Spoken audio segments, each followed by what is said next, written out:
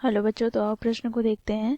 निम्नलिखित भिन्नों का दशमलव रूप में लिखिए। बताइए कि प्रत्येक का दशमलव प्रसार किस प्रकार का है। बच्चों यहाँ पर हमें संख्या दे रखा है 3/13। तो दिए गए प्रश्न की मुख्य अवधारणा की बात करें तो बच्चों यहाँ पर हम देखेंगे, यदि किसी संख्या में दशमलव के बाद आने वाले अंकों की संख्या अनिश्चित हो, साथ ही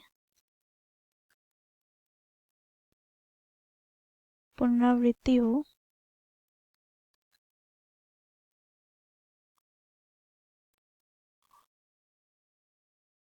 तो उस संख्या का दशमलव प्रसार अनुवांशनीय पुनरावृत्ति होती है। तो इस मुख्य अवधारणा की सहायता से बच्चों हम दिए गए प्रश्न को हल करेंगे। बच्चों देखो, प्रश्न में हमें संख्या क्या दे रखा है, तो 3/13। अब बच्चों देखो, इसे हम दशमलव में लिखेंगे तो इसके लिए हमें क्या करना होगा, तो 13 से विभाजित करना होगा 3 को। बच्चों देखो, यहाँ पर 3 13 से छोटा है, इसलिए यहाँ पे हम शून्य लगाएंगे, तो यहाँ पे शून्य आ जाएगा, फिर दशमलव। ठीक है, तो यहाँ से बच्चों देखो 13 दूनी 26, तो 2 बार में विभाजित हुआ, यहाँ से हमें क्या प्राप्त हो जाएगा, तो 4। ठीक है, अब बच्चों देखो यहाँ पे दशमलव लगा है, तो यहाँ पे क्या हो जाएगा, शून्य।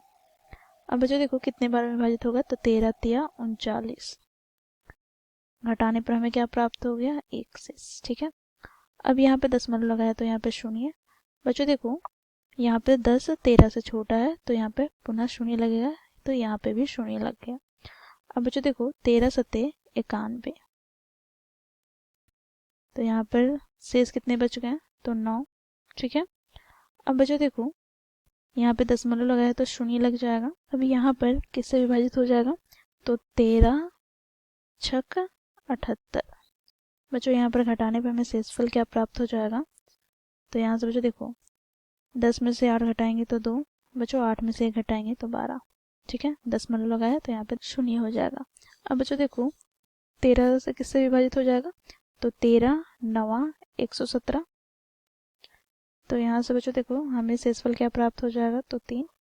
अब बच्चों देखो यहाँ पर दशमलव लगाया तो यहाँ पे शून्य लग जाएगा, 13 दूनी 26, फिर यहाँ पर हमें शेष कितना प्राप्त हो जाएगा, 4। पुनः यहाँ पर देखो दशमलव लगाया तो शून्य, 13 तिया 39, फिर यहाँ से कितने बच जाएंगे, तो यहाँ से हमें प्राप्त हो जाएगा 1, और यहाँ पर शून्य लग जाएगा।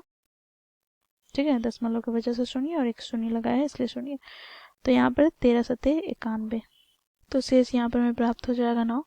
बच्चों देखो यहाँ पर दशमलव लगाया तो शून्य, तो 13 छक 78, तो यहाँ पर देखो हमें कितना प्राप्त हो गया शेष, तो 12, तो यहाँ पर दशमलव लगाया तो शून्य आ जाएगा। फिर बच्चों देखो 13 9 117, तो यहाँ से बच्चों देखो शेष 3 आ जाएगा, दशमलव की वजह से यहाँ पे शून्य लग गया, तो 13 दूनी 26, फिर यहाँ पर शेष हमें कितना प्राप्त हो रहा है, तो 4, फिर 13 तिया 39, तो शेष यहाँ पर कितना प्राप्त हो रहा है, 1।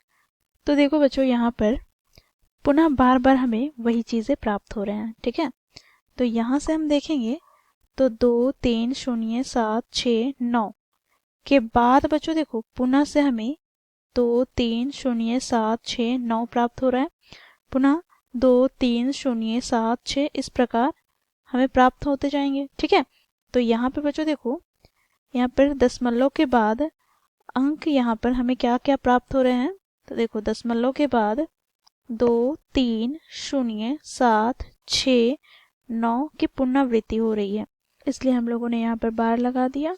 अब देखो दशमलव के बाद यहाँ पर अंकों की संख्या निश्चित नहीं है, इसलिए यहाँ से मुख्य अवधारणा की सहायता से हम क्या कह सकते हैं कि 3/13 का दशमलव प्रसार अनवांछनीय पुनरावृत्ति है। तो इस प्रकार बच्चों हम लोगों ने दिए गए प्रश्न को मुख्य अवधारणा की सहायता से हल किया। आशा करती हूँ आप लोगों को यह प्रश्न समझ में आया होगा। धन्यवाद।